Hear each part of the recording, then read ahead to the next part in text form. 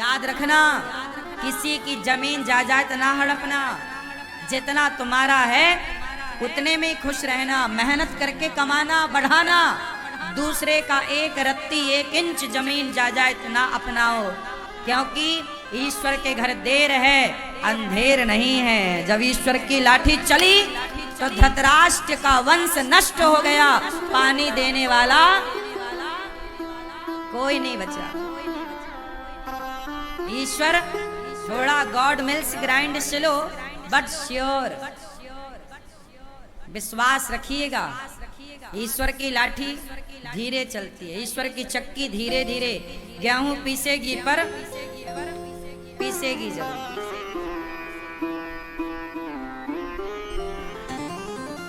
कभी एक चवन्नी आपके खाते में बेवजह किसी की ना आवे, एक रत्ती एक इंच जमीन बेवजह आपके खाते में ना आवे। भैया हमारी मेहनत की रोटी हम नमक रोटी खाएंगे, पर दूसरों का छप्पन भोग हम बेईमानी से ना हड़पेंगे। हम सुखी हैं साइकिल में, हमें बेईमानी करके धन्ना सेठ नहीं बनना। हम साइकिल में ही खुश हैं, साइकिल में चलेंगे। पैसा कमाओ, मेहनत का कमाओ। बेईमानी किसको फलीभूत, क्या रावण को बेईमानी फलीभूत? भाई रावण ने भी तो अपने भाई का धन हड़प लिया था, कुबेर का। पुष्पक विमान कोई रावण के बाप का थोड़ी था, कुबेर को मिला था। भाई का विमान हड़प लिया, भाई की संपत्ति हड़प ली रावण ने। क्या हुआ? सर्वनाश हुआ। रहा न को कुल रोवनिहारा, 1 लख पूत 1.25 लाख नाती, जिसके घर पर दिया ना बाती। कोई दीपक जलाने वाला अति कभी ना करना बंदे, इति तेरी हो जाएगी। बिन पंखों के पक्षी जैसी गति तेरी हो जाएगी। भैया मेहनत करो रे बाबा, अपनी मेहनत पे भरोसा रखो। जो बनाओ जो कमाओ बलबूते बनाओ। भाई की संपत्ति क्यों हड़पना, पड़ोसियों की संपत्ति बेईमानी से क्यों हड़पना? जो अपना है वो। अच्छा सुनो, किसी की आप लो मत और अपनी एक रत्ती छोड़ो मत। जो आपका है उसे छोड़ना भी नहीं है। ऐसा नहीं कि तुम्हारे घर में कोई कब्जा कर, काहे कर लेगा भैया कब्जा? मारो, केस करो। दुर्योधन ने कब्जा कर लिया पांडवों के घर में, तो बाद में महाभारत हुआ। फिर काहे कब्जा करेगा भैया? तेरे बाप का है। अपना किसी का देखो, किसी का लो मत, किसी का 1 रुपए मत लो और अपना 1 रुपए मत छोड़ो। बात समझ में आई? रिश्ता भाई भाई का और हिसाब पाई पाई का। रिश्ता भाई भाई का और हिसाब पाई पाई का। रिश्ते की जगह रिश्ते को रखो और हिसाब की जगह हिसाब में रिश्ता ना आवे और रिश्ते में हिसाब ना आवे। ये महाभारत की कथा तुम्हारे लिए सिखा रही है, लेकिन तुम तो बस द्रौपदी को लिए बैठे हो। उसकी गलती है, उसकी गलती है। मिलेगी द्रौपदी ना, बात करेगी ठिकाने से।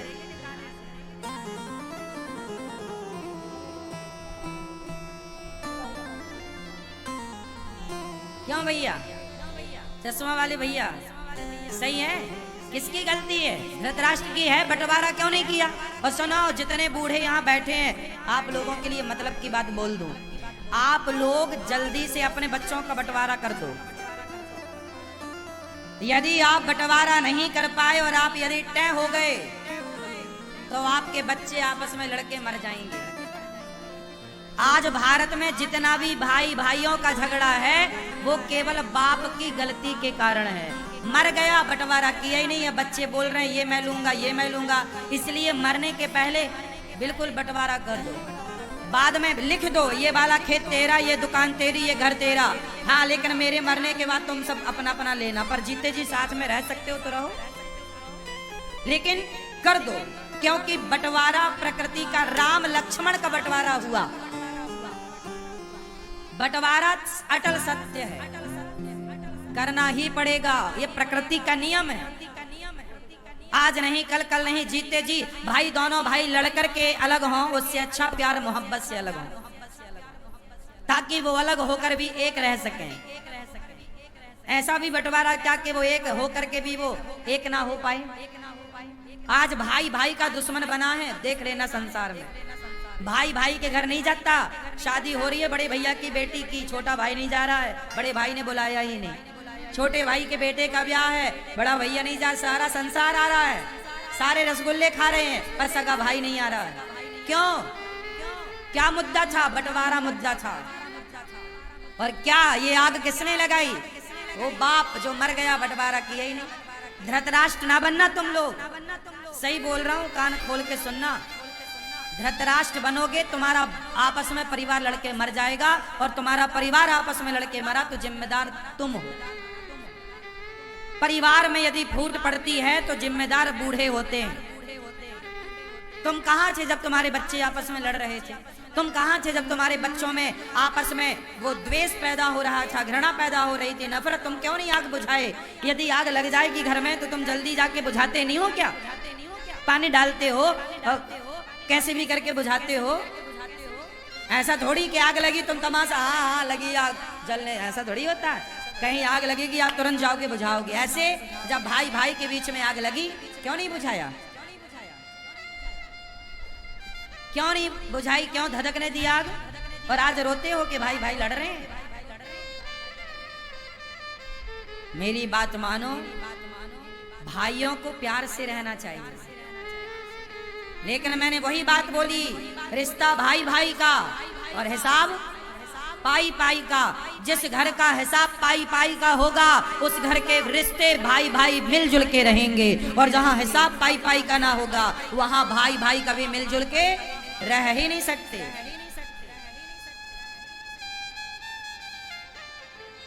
क्यों मैया? सही है कि गलत है? सास क्या करती है? बड़ी बहू को थोड़ा ज्यादा सोना दे देती है, छोटे बहू को थोड़ा कम सोना देती है।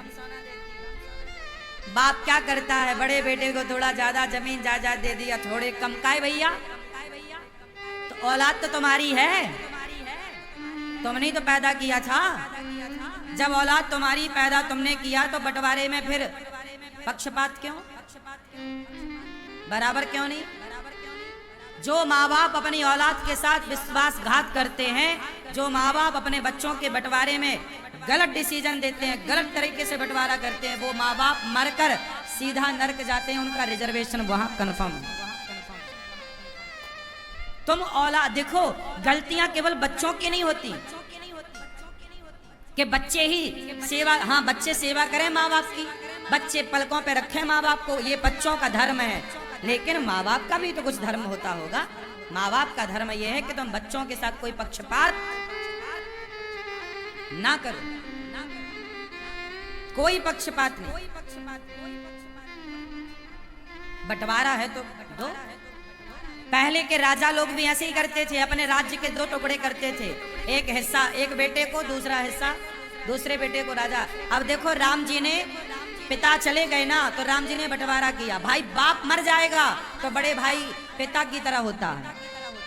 यदि बाप किसी का मर जाए तो बड़ा भाई बंटवारा करे, 1 रुपया ज्यादा ना रखे भाई का। बड़ा भाई बाप बन के बंटवारा राम जी ने किया। मथुरा का राजा शत्रुघ्न जी को बनाया,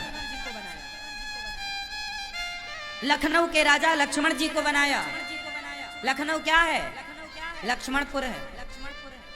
लखनऊ लक्ष्मणपुर, लक्ष्मण जी को लखनऊ का राजा बनाया। अयोध्या के राजा राम बने। भरत जी को भी राजा बनाया। वो गए नहीं, रहे साथ में, लेकिन सत्ता तो राम ने दे दी। भाई अपना धर्म यही है, यही धर्म है। हिसाब पाई पाई का और रिश्ता भाई भाई का। पांडवों का सही सही बंटवारा होता तो ये महाभारत की स्थिति। क्यों जी, बात सही है? तो आप लोगों ने बंटवारा कर दिया कि नहीं? क्या अभी भी सब चाबियां आपके पास हैं? कुछ चाबियां दे दो बच्चों को, बेचारे वो भी कमाए खाएं।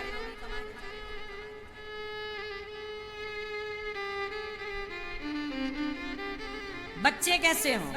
माँ बाप तो ऐसे हों कि परफेक्ट बंटवारा करें, पर बच्चे ऐसे हों कि बच्चे इतना सेल्फ डिपेंड बन जाएं, इतनी मेहनत करने वाले हों, इतने अच्छे हों कि उन्हें बाप की संपत्ति लेने की जरूरत ही ना पड़े, वो बाप से ज्यादा कमा करके दिखाएं, लड़ने की जरूरत ना पड़े, ऐसा बेटा हो।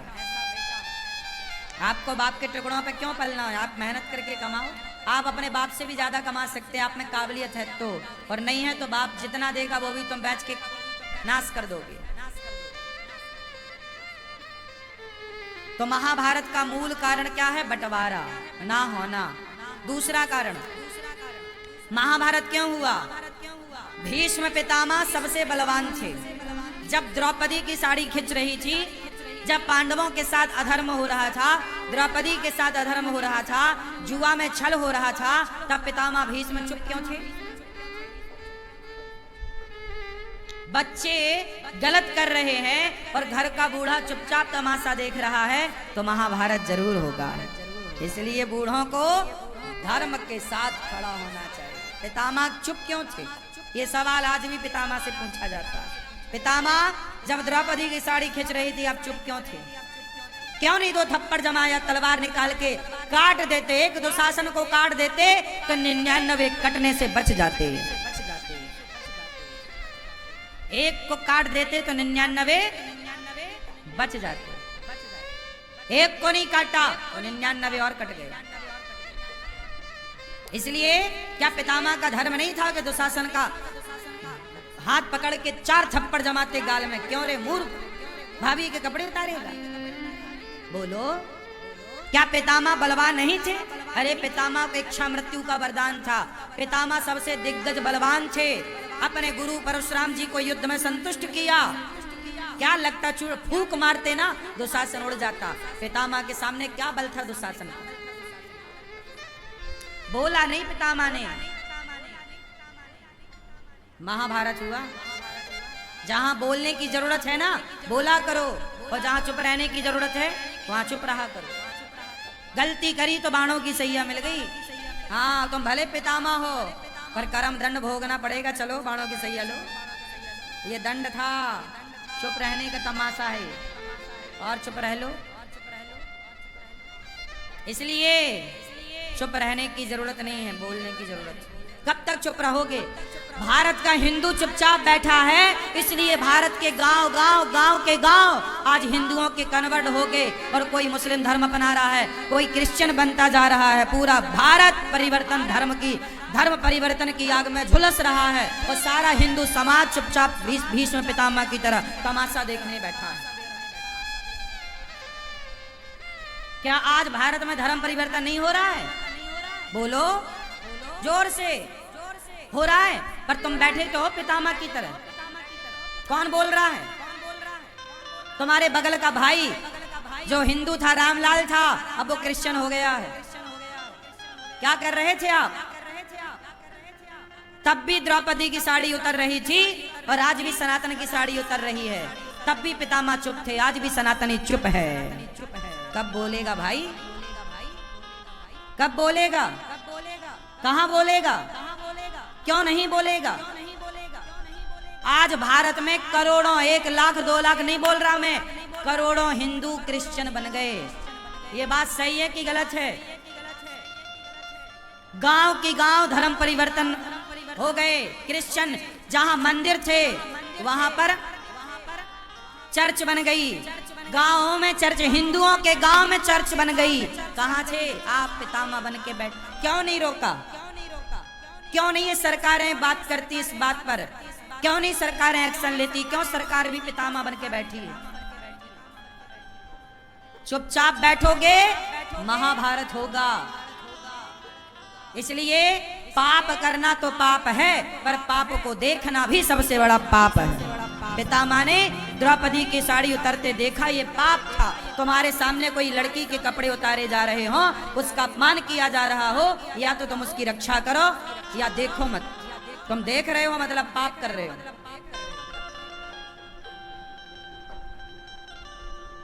पितामह की तरह आज समाज है। तब भी पितामह चुप थे, आज का भी पितामह चुप है।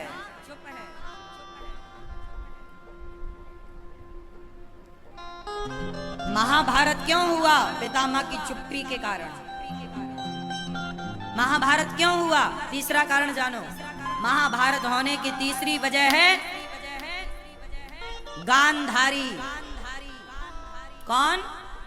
जोर से और जोर से। द्रौपदी तो याद है, गांधारी भूल गई? अभी याद दिलाता हूं। गांधारी का किरदार क्या है सुनना। गांधारी ये कौरवों की माता है, धृतराष्ट्र की धर्म पत्नी है। गांधारी का योगदान क्या सुनो। ये वही गांधारी है जब दुर्योधन पर संकट आया तो बोलती हैं कल सारे कपड़े उतार के आ जाना, मैं तुझे देखूंगी, पट्टी हटाऊंगी आंखों की, मेरी शरीर की, मेरी नजर तेरे शरीर पर पड़ेगी, तू वज्र का हो जाएगा। ये बात पता है आपको कि गांधारी ने बोला था आखिरी में कि सारे कपड़े उतार के आना, मैं तुझे देखूंगी, क्योंकि गांधारी एक पतिव्रता नारी है और वो जिसे देख लेगी तो वो शरीर उसका वज्र का हो जाएगा, कोई मार नहीं सकता। ये एक पतिव्रत नारी का धर्म है, पतिव्रता नारी। वो अपनी सारी शक्ति दुर्योधन में डालना चाहती है। गया दुर्योधन, गया, भगवान ने देखा कहाँ जा रहा है, बोले मांग ने बुलाया है। भगवान ने देखा कपड़े सारे उतार रखे थे, नंग धड़ंग जा रहा है, शर्म नहीं आती, कुछ तो लपेट। तो भगवान ने पत्तों की टॉवेल बना के लपेटवा दी, जांग वांग ढक गई। गया, गांधारी ने कहा कुछ कपड़े तो नहीं है, बोला कपड़ा नहीं है। खोला तो पूरा शरीर दुर्योधन का वज्र का हो गया, पर जांघों पर नजर नहीं पड़ी चूंकि पत्ते से ढक रखा था। तो गांधारी ने कहा कि ये तूने, मैंने बोला था ना तू सारे कपड़े उतार के आना, ये टॉवेल क्यों लपेट रखा था? अरे बोले कन्हैया, बोले गांधारी बोले कन्हैया नहीं चाहता, श्राप दे दिया कन्हैया को कि जैसे मेरी आंखों के सामने मेरा वंश समाप्त हुआ है कन्हैया, जैसे मेरे बच्चे आपस में लड़कर मर गए, तेरा वंश भी आपस में लड़के मर जाएगा। तो भगवान श्री कृष्ण के 56 करोड़ यदुवंशी जो आपस में लड़के मरे, वो गांधारी माता का श्राप था। अब बात क्या थी, वो मुद्दे की बात सुनो। अब मैं आपसे एक सवाल करूं। गांधारी माता ने आंखों की पट्टी हटाई किसके लिए? बोलो, दुर्योधन के लिए। अच्छा, अब गांधारी माता कहीं मिले तो सवाल करना। माता गांधारी सुनो, सवाल आपसे है कि जब आपने दुर्योधन पर संकट आया तो आंखों की पट्टी उतारी, जब द्रौपदी पर संकट आया था तब आपने आंखों की पट्टी क्यों नहीं उतारी थी? तब आंखों की पट्टी उतार कर दौड़ करके तुमने द्रौपदी की लाज बचाई होती, एक नारी होकर नारी की आबरू बचाई होती, तो आज तुम्हारे आंखों के सामने तुम्हारा वंश का नाश ना होता। कहाँ थी गांधारी जब द्रौपदी की लाज लुट रही थी? क्यों नहीं डांटा? और क्या गांधारी को पता नहीं था कि दुर्योधन ने द्रौपदी के कपड़े उतरवाए हैं? उस नालायक को ये अमर बनाना चाहती हैं अपने तपोबल से। उस नालायक को आज एक द्रौपदी की साड़ी उतरवाई है। यदि ये नालायक अमर हो गया दुर्योधन तो ना जाने कितनों की साड़ियां उतरवाएगा। जब ये सगी भाभी को नहीं छोड़ रहा है तो समाज में किस बहन बेटी को छोड़ता है? ऐसों के लिए तुम पट्टी हटा रही हो, ऐसों के लिए तुम भगवान कृष्ण को श्राप दे रही हो। वाह गांधारी माता, अच्छा न्याय कर लेती हो। जैसा तुम्हारा पति न्याय करता है, जैसा तुम्हारा बेटा न्याय करता, ये माँ बेटे कोई बहुत अंतर नहीं है ना। ये बहुत अच्छा न्याय कर रही है। देखो बचा कैसे रही है गलत को। क्या द्रौपदी को नहीं बचाना चाहिए था? बोलो मेरी माँ, बोलो। तुम्हारा बेटा बिगड़ेगा ना तो सवाल तुमसे पूछा जाएगा। तुम माँ हो ना, क्या संस्कार दिया तुमने? कैसी माँ हो? पैदा करके छोड़ दिया? ऐसे पैदा करके तो सुअर भी छोड़ देता है। तुम माँ हो ना, तो माता का धर्म काहे नहीं निभाया? क्या गांधारी का बेटा नालायक निकल गया दुर्योधन, तो क्या गांधारी माँ की जिम्मेदारी नहीं है? क्या इसका सवाल गांधारी से नहीं पूछा जाएगा कि कैसे संस्कार दिए तुमने कि तुम्हारा बेटा भरी सभा में किसी के कपड़े उतार रहा है? क्या ये सवाल गांधारी से नहीं पूछा जाएगा? लेकिन आप लोग गांधारी से सवाल ना पूछकर द्रौपदी को गलत ठहराने में लगे हुए हैं। आज तक 5,500 साल बाद भी आप द्रौपदी को ही गलत कह रहे हैं। आप गांधारी से सवाल नहीं करते, आप धृतराष्ट्र से सवाल नहीं करते, आप पितामह भीष्म से सवाल नहीं करते, आप दानवीर कर्ण से सवाल क्यों नहीं करते? कर्ण, भरी सभा में कर्ण बैठे थे। कर्ण तो धर्मज्ञ हैं, दानी हैं, समझदार हैं। दुर्योधन तो चलो नालायक है, पर कर्ण तो अच्छे हैं। क्या कर्ण को नहीं बोलना चाहिए मित्र, मैं तेरा दोस्त हूं यार, पर तू ये जो कर रहा है ना, भरी सभा में कपड़े उतार रही, गलत। आपका दोस्त कौन होता है? दोस्त का मतलब ये नहीं कि मेरा दोस्त गलत करे तो मैं भी उसका साथ दूं। अरे दोस्त का मतलब ये है कि यदि मैं गलत करूं तो मेरा दोस्त मुझे रोके, भाई ये गलत है। क्यों? दोस्त का मतलब क्या है? कि गलत में साथ दे वो दोस्त, या गलत करने से रोके वो दोस्त? बोलो। साथ दे, रोके। भाई तुम्हारा दोस्त किसी महिला के कपड़े उतार रहा है तो तुम भी उतारने लगोगी कि अरे रोक भाई, ये गलत है यार, तू मेरा दोस्त है, मैं तेरा भला चाहता हूं, ये गलत है, तू गलत कर, रोक। यदि तुम्हारा दोस्त गलत है तो उसके गाल में 2 थप्पड़ जमाने का क्या दोस्त को अधिकार नहीं है? क्यों नहीं जमाया दुशासन के गालों में थप्पड़? दानवीर कर्ण तो बड़े थे ना, पांडवों से भी बड़े थे ना उम्र में, समझदार भी थे, योग्य भी थे। क्यों नहीं रोका? क्यों नहीं रोका?